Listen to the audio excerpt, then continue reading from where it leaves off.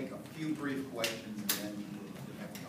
In the news release, you said it was recovered, the Colt 380 semi-automatic.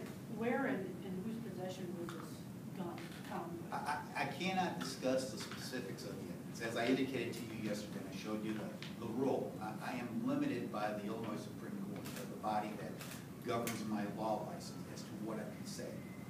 I can confirm today that there is an individual in jail, Julius Causey, who was associated with that handgun.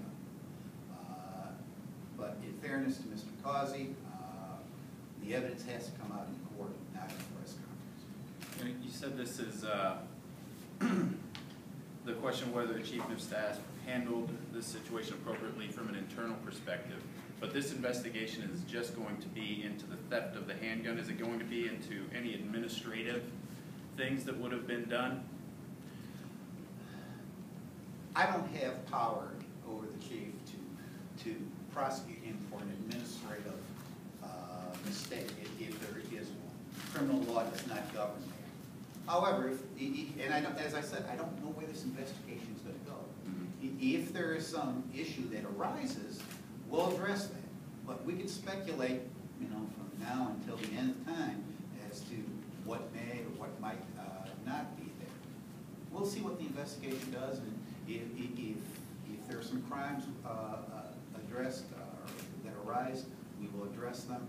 If there's just personnel or internal lack of adherence to policies, we'll bring that to the city managers and city council's attention and let them take care of it. We are, I am not the Carbondale city manager. I am not the Uber council. You have competent people here to take care of any problems with lack of adherence to policy. Yes, sir. This question might be better for Mr. Gill, but here you are. I feel like top liver. Well, do you know what's been done internally within the police department to address this situation or questions that officers and rank and file employees? You're right. That is a question better for Mr. Gill, but I'm sure he is working on it, and they will be addressing it in the near future if they haven't already. Mr. Ruffick, you say you prefer to work with the Jackson County Sheriff's Office because you have a relationship with them. But if there's any sort of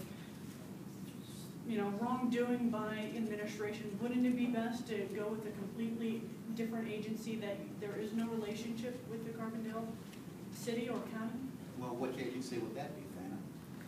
Illinois State Police or whatever you Well, mentioned. except that the Illinois State Police works with the Carbondale Police Department. They work with Jackson County Sheriff's Department. Unfortunately, there is no independent police agency. I mean, we all work with each other in some way or another. I mean, I suppose we could bring in the Gorham police chief and have him investigate this. But he's a department of one.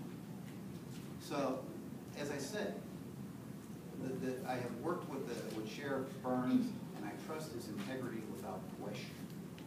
He has done an outstanding job. He has worked in Carbondale before. Indeed, he and his investigators grew up in the Carbondale area. They know the people here. They know how to do these cases.